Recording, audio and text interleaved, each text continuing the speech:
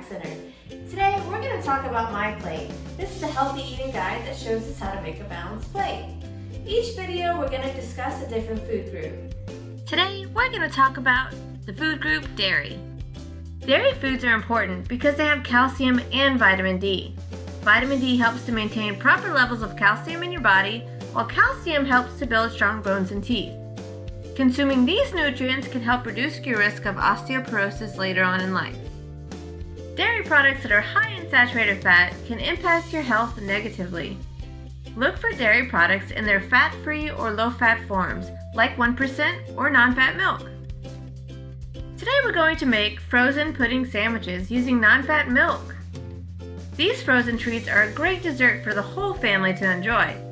For this recipe, you'll need 2 cups non-fat milk, 1 package of fat-free, sugar-free pudding mix.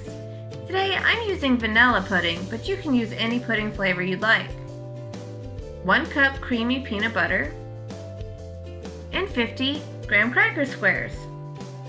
First, we're going to stir the milk, pudding, and peanut butter together. And you want to stir this mixture until it is smooth and thick. Line half of the graham cracker squares on a baking sheet. Use a tablespoon measurement to spoon the pudding mixture onto 25 of the graham cracker squares. Top the rest with the remaining graham cracker squares to make sandwiches. Now place the baking sheet in the freezer for about 3 hours.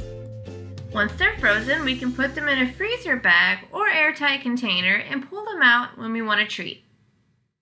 The LSU AgCenter offers SNAP-Ed nutrition education programs. For more information, contact Amanda Gibson with the LSU AgCenter in Terrebonne and Lafourche.